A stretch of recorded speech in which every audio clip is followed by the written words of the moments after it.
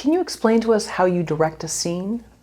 Because I was like a Little Miss Producer for the longest time, I wasn't directing enough. So I think I've started to do it more with this project prep. It starts there. It starts with breaking the scene down from a script perspective. So I start with just the shape of the thing, and I need to know where my character is going and all of that stuff. And then I actually look at the scene, and I look at each character and their emotional arc in the scene. So even before I'm with an actor in front of me, so I'll know emotionally what I'm trying to communicate.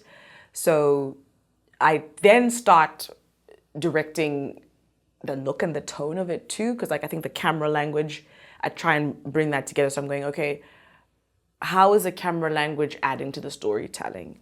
How is the lighting going to add to the storytelling? So I start to think like that. So that's typically what I'm doing first, like the visual treatment stuff, and the visual story of the film or the episode, and what's it going to look like, and how is that helping tell the story, and what's in the character's house. So just all of that stuff in terms of I try and build out the world from what's in the scene from a set and production design perspective, then the camera stuff, then the lighting stuff, then the script and the actors. And then now when I'm on set, I love rehearsal if I can afford rehearsal. I do love lots of reading, lots of questions. I love actors that come prepared, that do their own like homework, and that come with a bunch of questions. So I love having those conversations about like the psychology of that actor and all of that stuff. And then once we're on set, I like to just like let's read, let's just be human, let's not block, let's just feel the scene, let's just do it, whatever. And then I block. And of course the blocking is thinking about what's happening with the camera and why we're moving that way and all of that stuff. But prep first, it starts there, and then when we're on location, then we're moving around and playing around a little bit more. How do you like to work with actors? I think I used to be scared of actors because I think I've got such a reverence for them. Like I'm in awe of how they're able to access all that they access, and I'm in awe of their process. So I try and be as prepared as possible so that I can meet them where they are, at least set the tone. Because like if they're doing all this work and I don't even know what I want, it's just awful. So I like coming prepared. But also I love working with actors that bring something. So when I'm working with crew and actors, I'm like, I'm hiring you because there's something that you can do that's going to elevate this. I'm not like, a reader, like a person who's like, you got to do it like this. I go, this is the emotion. So if we've built the character out and we know who the character is and how anger looks to them and whatever, then I go, okay, she's angry in the scene. We both understand who this character is. What are the options you're going to bring to that? And then we dial from there. So I love actors that offer things. I definitely do not like puppet mastering. I think I do like choreography though. I definitely do like placement and the dance of that. I used to be a gymnast, so I like, where blocking is super important to me. But I love it when actors bring something else that elevates that. So I prefer that dance. And I've worked with actors that need more from me, that are like, how do you want it? Show me how you want it. I don't prefer that. I don't prefer to be asked to be super, super that granular. I prefer to discover together as we kind of build out a world. I love that term you used, puppet mastering. Mm-hmm. So is that when someone asks you to be more specific or hands-on, do you feel like you are like working a marionette, almost pulling its strings? I mean, you kind of are, right, if you're directing, but I prefer conductor versus puppet master. Because I don't want to tell you which lever to pull to give me the thing, but you've prepped, and I'm like, the orchestra needs to, so I'd rather be like, guiding in terms of where we need to be going, not controlling. So I'd rather guide than control. That's my preference. Because I think it's quite energy consuming to be controlling everything. But I know other directors are that way and it works for them. I don't prefer that. I like that, guiding. That's good.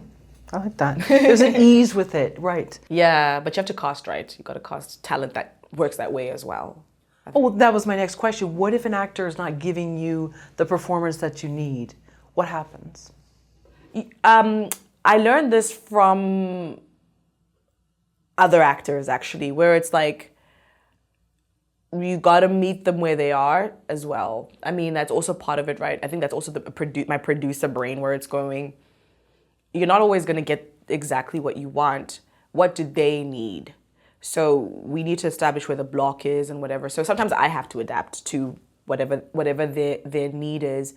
So what I love about table reads and rehearsal is it's an opportunity to learn how your actors work, what kind of notes they like, what they're responding to, do they need more space, whatever. So I try and just, I can be a bit slow at it because I think I've got a particular way of working, but at moments I have to be like, okay, what does this person need? And sometimes they don't even know how to articulate it themselves.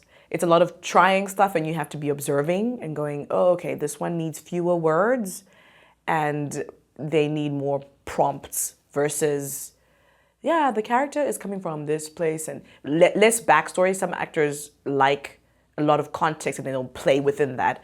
Other actors just need less and more specificity. I've worked with an actor like that where I remember saying, this is a very anxious character and anxiety can look many ways. And he's anxious in the scene. What choices, what are you exploring as a way to express anxiety? And then he made a choice that wasn't working. So then in that case, I had to be prescriptive and be like, oh, I think when he's anxious, he's at this. So yeah, just kind of observing and trying to see what they need and then trying to give them that. What's your image of a bad director?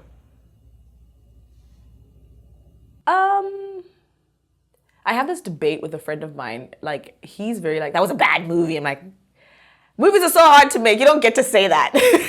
You could say you didn't like it, and you need to be able to communicate why you didn't like something and not call it bad or good. I don't think that's fair. So I don't know if, okay, I think a bad director, or when maybe I can speak for myself, is when